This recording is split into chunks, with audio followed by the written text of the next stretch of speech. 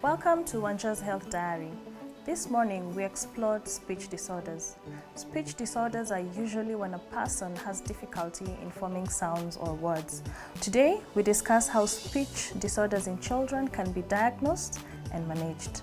We have Dr. Mbira Gikonyo, who is an ear, nose and throat specialist, and he has a special interest in the development of speech. We particularly look at children today, and karibu sana. Thank you. So let us look at speech disorders. What are they?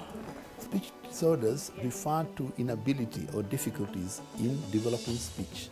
This can be quite dramatic, especially in children, because when children are born, they have no speech at all. They start learning speech based on the language that is spoken around them.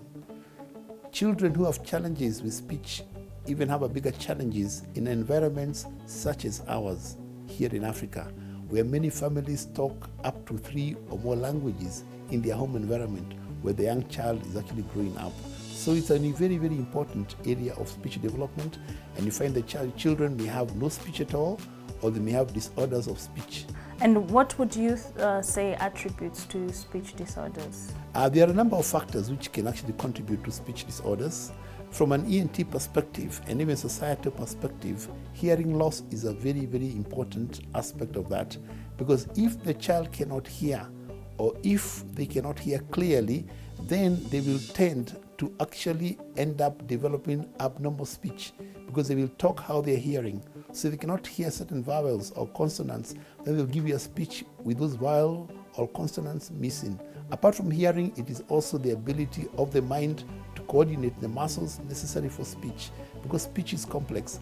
The brain begins the process, but the tongue is involved, the lips are involved, the vocal cords are involved, there are movements of the face in producing certain words. So all these factors come together to bring about speech that is correct and that is understandable by the rest of society. If a child is brought to you today and the caregiver or the parent says, I suspect my child has a speech difficulty, do you have categories or classes of which you're able to say, this difficulty falls within this group?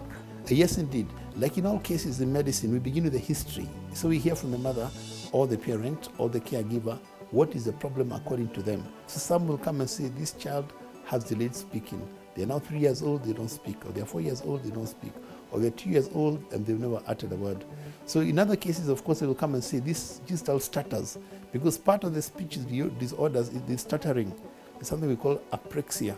Okay, so those are really some of the most important. In stuttering, you find a child may not be able to talk properly, or may want to say something, but they keep on repeating themselves, or they talk too fast, or they talk too slowly, and all those can have an impact. And then we have another category we call dysarthrias. Dysarthrias are well known in that if a man is drunk, for example, a person is drunk, they talk with a slurred speech. That's a form of dysarthria. But there are people who are not drunk, but that is how they talk, with a slurred speech that is not clear, or they miss certain words, or they even confuse certain words and certain pronunciations. So those are some of the aspects that we look at and that we discuss with the parents, and then we examine the child. Some of the examination involves interviewing the child if they can be interviewed. You ask them to repeat certain words, or the parents or caregiver says this is what the child cannot pronounce. And then from there, depending on what we find, then we are able to diagnose exactly what kind of speech disorder the child has. And as you had put it earlier, that it's a bit of a complex situation in Africa, where the average child then would speak 3 languages, which would be the vernacular, English, and or Swahili. Do you have numbers on how common the speech difficulties are? Yes, generally it's from 8% up to 10%. Yeah, but unfortunately, it's becoming much more common, the speech disorders, than they used to be before. Why is that? There are several factors. One of them is what we call social factors. For example, many parents nowadays both parents work, and they often leave the child under the care of a caregiver, and that caregiver has many other duties. So you can find a child in some cases is simply not talked to, they're not stimulated. By the time the mother or the parents come in the evening, the child is already asleep. By the time they leave in the morning, the child is not yet awake. And then the house help is not even to communicate to the child. So that can create, language barriers, because nobody's talking to the child. And sometimes in many households nowadays, there's only 1 or 2 children.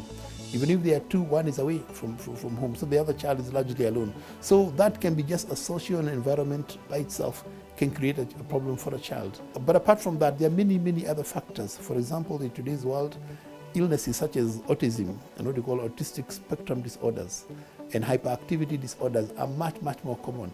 And these have a very, very big impact on speech.